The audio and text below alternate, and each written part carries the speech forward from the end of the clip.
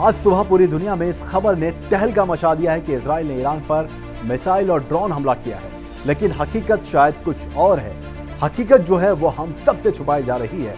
Iran ने साफ कह दिया है कि उस पर इस तरह का कोई भी हमला नहीं हुआ है। और क्यों इजराइल इस पर खामोश है? क्या ये वेस्टर्न मीडिया की साजिश है?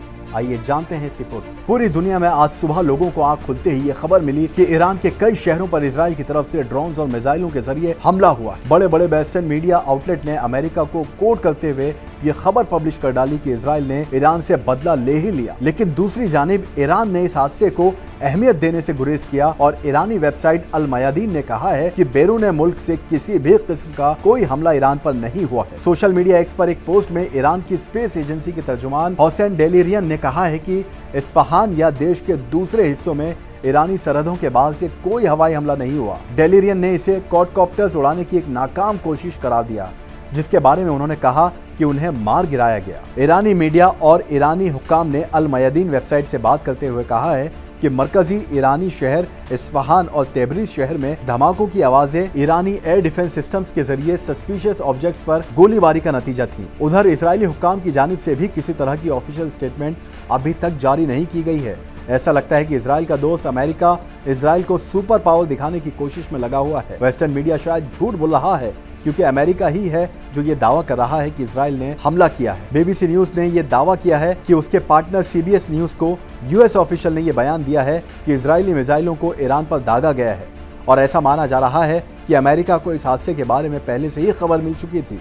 एक अहलकार ने तो ये भी बताया कि इजराइल का निशाना ईरान की न्यूक्लियर फैसिलिटी थी ताकि ईरान की न्यूक्लियर पावर को खत्म किया जा सके। इसके अलावा ईरानी न्यूज़ मीडिया अल मयादीन ने भी बताया कि ईरानी जरायों ने बताया है कि वेस्टर्न मीडिया की तरफ से ऐसा झूठ फैलाया जा रहा है कि इजराइल ने ईरान पर अटैक किया है। ईरानी जरायों ने यह भी कहा है कि अमेरिका के मीडिया आउटलेट इजराइल की ओर से गलत मालूमात का प्रॉक्सी वॉर छेड़ रहे हैं। इन सब बातों से ये जाहिर होता है कि वेस्टर्न मीडिया के जरिए ये झूठ फैलाने की कोशिश की जा रही है कि इजराइल ने ईरान से अपना बदला ले लिया है। लेकिन इजरायली हुक्काम इस पर चुप हैं और ईरानी ऑफिशियल ने भी साफ कह दिया है कि ईरान में बाहरी मुल्क से कोई हमला नहीं हुआ है। सिर्फ अमेरिका ही है जो इस बात की तस्दीक कर रहा है।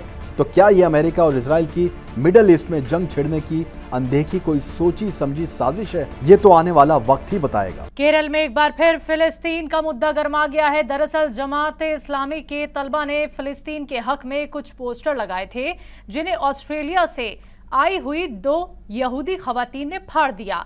पोस्टर फाड़ने के बाद कुछ तलबा ने मुसाफिरों के खिलाफ कोट कोची पुलिस स्टेशन में शिकायत दर्ज कराई। स्टूडेंट इस्लामिक ऑर्गेनाइजेशन से जुड़े तलबा ने बताया कि उन्होंने फिलिस्तीन के मुसलमानों से जुड़े पोस्टर और बैनर लगाए थे।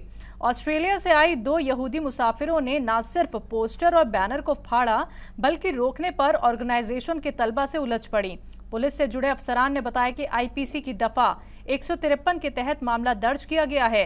ताहम शुरुआती पूछताछ के बाद मुसाफिरों को रिहा कर दिया गया। इसके अलावा मकामी लोगों ने बताया कि मुसाफिर खवातीन पास के ही स्टे होम में ठहरी थीं। जैसे ही उन्होंने पोस्टर और बैनर देखा, उन्होंने उनको फाड़ना शुरू कर दिया। मकामी लोगों ने पुलिस पर लापरवाही बरतने का भी इल्जाम लगाया। उन्होंने बताया कि पुलिस ने शुरू में तो मामले को दबाने की कोशिश की, लेकिन जब मकामी लोगों ने दबाव बनाया तभी पुलिस ने कानूनी कार्रवाई शुरू की। हैदराबाद लोकसभा सीट से बीजेपी उम्मीदवार माधवी लता फिर सुर्खियों में आ गई हैं। माधवी पर इल्जाम है कि उन्होंने रामनवमी के जुलूस के दौरान एक मस्जिद की तरफ गैर मुनासिब इशारे किए थे। उनका एक वीडियो सोशल मीडिया पर खूब वायरल हो रहा है, जिसमें वो शोभा यात्रा के दौरान मस्जिद की तरफ हमलावर इशारे कर रही हैं। आपको बता दें, रामनवमी जुलूस बीजेपी के चर्चित एमएलए टी राजा सिंह ने मुनक्किद किया था। मौके पर मौजूद लोगों ने बताया कि जैसे ही जुलूस पुरानी हैदराबाद में सिंधियांबर बाजार जंक्शन के पास पहुंचा, तभी खुली छत वाली गाड़ी में सवार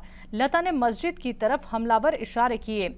ताहम वीडियो के वायरल होने के बाद लता ने सफाई देते हुए कहा कि जानबूझकर उनके वीडियो को एडिट कर तोड़ मरोड़ कर पेश किया जा रहा है। उनका मकसद किसी मजहब के लोगों को तकलीफ देना नहीं था, वो तो सिर्फ जुलूस में लोगों को इशारा कर रही थी। वीडियो के बाहर आने के बाद AIMIM के सरबराह और हैदराबाद से पार्लिमानी मेंबर असदुद्दीन ओवैसी ने नाराजगी जताई है। लता के मस्जिद की तरफ किए गए इशारों को बदनीयत और गंदा बताते हुए उन्होंने हैदराबाद के लोगों से इलाके की तरक्की और बेहतरी के लिए वोट करने की अपील की है।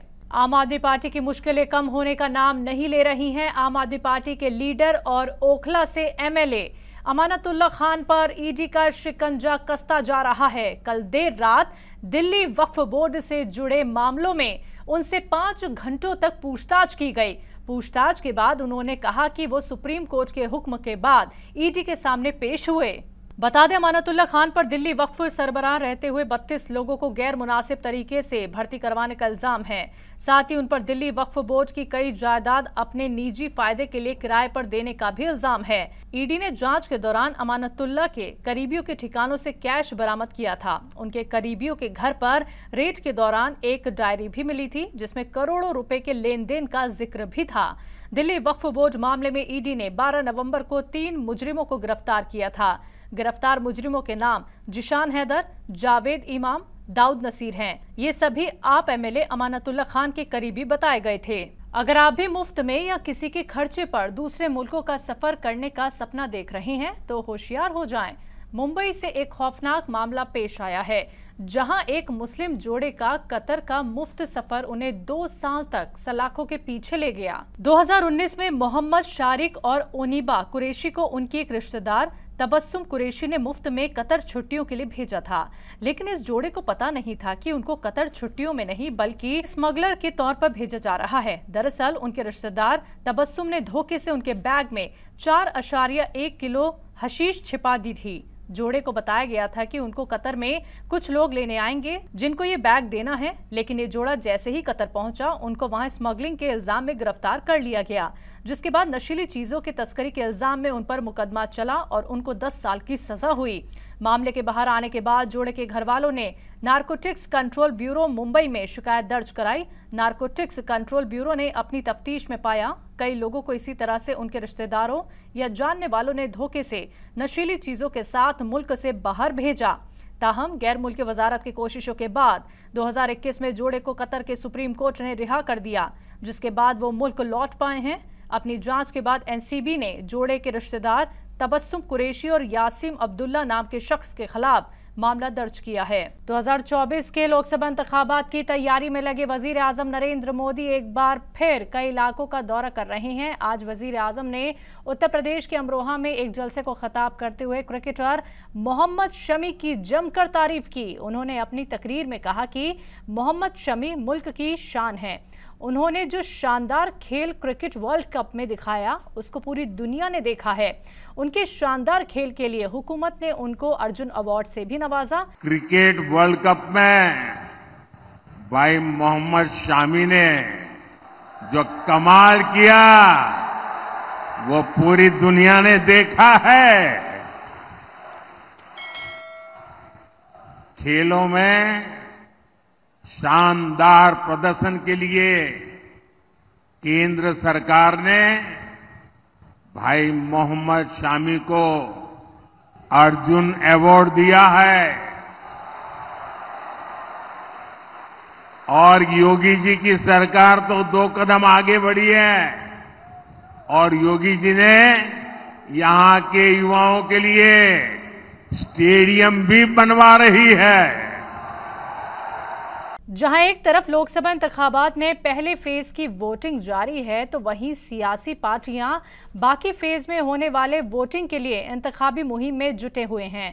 इस दौरान वजीर आजम नरेंद्र मोदी ने जुम्मे को उत्तर प्रदेश के अमरोहा में एक बहुत बड़े जलसे से खिताब किया। इस दौरान पीएम नरेंद्र मोदी ने अपोजिशन पार्टियों पर जमकर निशाना साधा। उन्होंने कहा कि अयोध्या में राम मंदिर बना तो सपा कांग्रेस दोनों पार्टियों ने दावतनामे को ठुकरा दिया। ये लोग आए दिन राम मंदिर और सनातन को गालियां देते हैं। क्या कुछ कहा नरेंद्र मोदी ने, आगे सुनवाते हैं। मंदिर बना तो ये सपा कांग्रेस दोनों पार्टियों ने प्राण प्रतिष्ठा का निमंत्रण ठुकरा दिया। आप कल्पना कर सकते हैं, वोट बैंक के भूखे लोग प्रभु राम के प्राण प्रतिष्ठा के अवसर पर निमंत्रण ठुकरा गए।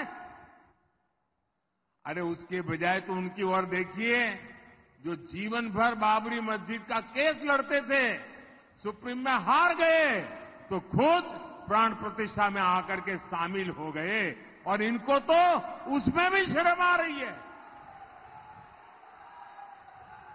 ये तो उनसे भी गए बीते हैं। लेकिन ये लोग निमंत्रण ठुकरा तो दिया, लेकिन इससे भी उनका मन नहीं भरा। उनको लगा कि शायद वोट बैंक कच्ची रह जाएगी और इसलिए ये लोग आए दिन राम मंदिर और सनातन आस्था को गालियां दे रहे हैं। वजीर दाखिला अमित शाह ने लोकसभा सीट से जुम्मे को गांधीनगर से पर्चा दाखिल किया। अमित शाह यहां से दूसरी बार इंतखाबी मैदान में हैं। आपको बता दें, यहां 7 मई को वोटिंग होनी है। पर्चा दाखिल करने के दौरान गुजरात के वजीर आला भूपेंद्र पटेल भी उनके साथ थे। अमित शाह ने अपने सियासी सफर की शुरुआत गांधीनगर से ही की थी। उन्होंने 2019 में पहली बार गांधीनगर से इंतखाब लड़ा था, जिसमें उन्होंने 10 लाख से ज्यादा वोटों से जीत दर्ज की थी। अपना पर्चा दाखिल करने के बाद अमित शाह ने कहा कि बीजेपी तीसरी बार जरूर हुकूमत में आएगी। आपको बता दें, अमित शाह पिछले 2 दिनों से गुजरात में हैं। जुमेरात को उन्होंने लोकसभा सीट गांधीनगर में 3 रोड शो किए। इस दौरान उन्होंने करीब 10 घंटे के अपने प्रोग्राम में 6 असेंबली कॉन्स्टिट्यूएंसी कवर की। कांग्रेस के सदर मल्लिकार्जुन खड़गे ने बीजेपी पर जोरदार हमला किया है। उन्होंने कहा है कि मुल्क में आज भी दलित लोगों के साथ भेदभाव होता है। इसके साथ खड़गे ने बीजेपी पर सदर द्रौपदी मुर्मू और साबिक सदर रामनाथ कोविंद को बेइज्जत करने का इल्जाम लगाया।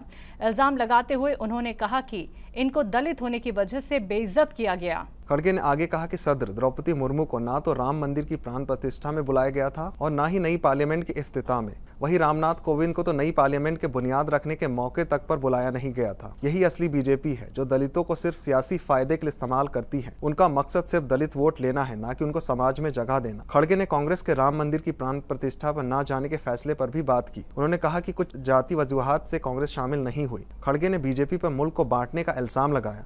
उन्होंने कहा कि आज भी मुल्क में जब दलित मुआशरे को मंदिर में जाने की आज़ादी नहीं है, ऐसे में हम नए भारत की कल्पना कैसे कर सकते हैं। नेस्ले के बेबी फूड में जरूरत से ज्यादा चीनी मिलने के बाद FSSAI एक्शन में आ गई है। आपको बता दें, बीते दिनों स्विट्जरलैंड की पब्लिक आई और international baby food action network ने अपनी रिपोर्ट में कहा था कि नेस्ले भारत सहित एशिया और अफ्रीका के मुल्कों में बिकने वाले बच्चों के दूध और सेरेलैक जैसे फूड प्रोडक्ट्स के एक सर्विंग में करीब 4 ग्राम जरूरत से ज्यादा चीनी और शहद मिलाती है। रिपोर्ट में दावा किया गया है कि नेस्ले जानबूझकर एशिया, अफ्रीका और साउथ अमेरिका के बाजारों में इन बेबी फूड प्रोडक्ट्स को बेच रहा है, क्योंकि यहां बेबी फूड प्रोडक्ट्स को लेकर कानून ज्यादा सख्त नहीं। आपको बता दें, कानूनी सख्ती की वजह से नेस्ले यूरोप और अमेरिका के बाजारों में शुगर फ्री प्रोडक्ट्स बेचते हैं। इस मामले में जुमेरात को नेस्ले इंडिया ने कहा कि उसने कभी अपने प्रोडक्ट्स की क्वालिटी से कोई समझौता नहीं किया है और उसने पिछले 5 सालों में मुल्क में बेबी फूड प्रोडक्ट में चीनी की मिलावट में 30% से अधिक की कमी की है। CCPA की चीफ निधि खरे ने कहा कि हमने नेस्ले के बेबी फूड प्रोडक्ट से जुड़े रिपोर्ट आने के बाद FSSAI से खत लिखकर मामले पर फौरन कार्रवाई करने को कहा है। 2024 लोकसभा इंतखाब के फर्स्ट फेज के दौरान जुमे को मणिपुर में विष्णुपुर जिले के धमनपोकपी में एक पोलिंग बूथ पर गोलीबारी हुई। इसमें 3 लोग जख्मी हो गए। वहीं इम्फाल ईस्ट के थोंगजू के एक बूथ पर EVM में तोड़फोड़ की खबर भी सामने आई है। ताहम हमला किसने किया, इसकी जानकारी नहीं है। मणिपुर में मोइरांग असेंबली के थमनपोकपी में एक पोलिंग बूथ के पास बदमाशों ने कई राउंड फायरिंग की। गोलीबारी से उन वोटर्स में दहशत फैल गई जो अपने उम्मीदवार को चुनने के लिए लाइन में खड़े थे। सोशल मीडिया पर वायरल एक वीडियो में लोग पोलिंग बूथ से भागते हुए नजर आए। इस हादसे में करीब 3 लोग घायल हो गए और पोलिंग बूथ पर लगी EVM में भी तोड़फोड़ की जानकारी सामने आई।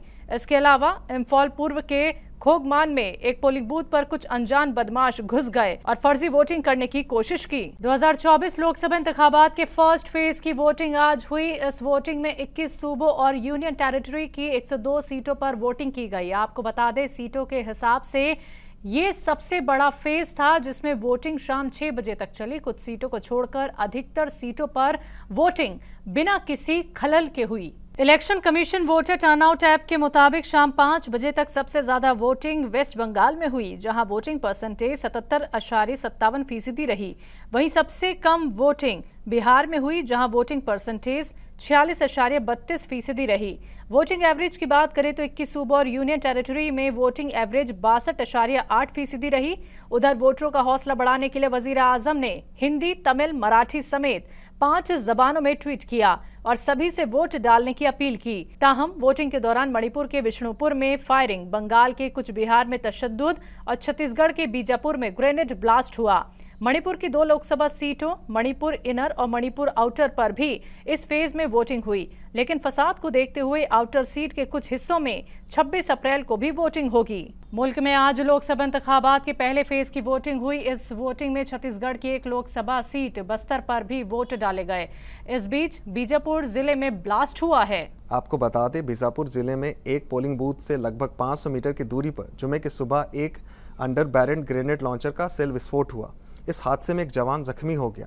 जानकारी के मुताबिक ये वाकया बीजापुर के गलगम इलाके की है। उथुर थाना इलाके के गलगम में सीआरपीएफ के बटालियन के जवान एरिया डोमिनेशन पर निकले थे। इस दौरान पोलिंग बूथ से 500 मीटर दूर ग्रेनेड ब्लास्ट हुआ, जिसमें एक जवान को चोट आई। वहीं घायल जवान का इलाज जारी है। वाकये के बाद सिक्योरिटी फोर्सेस ने मौके पर पहुंचकर सर्च ऑपरेशन शुरू कर दिया। नाजरीन, मुल्क की बात में आज के लिए बस इतना ही। आप देखते रहें तहजीब टीवी। मुझे दीजिए इजाजत। आदाब।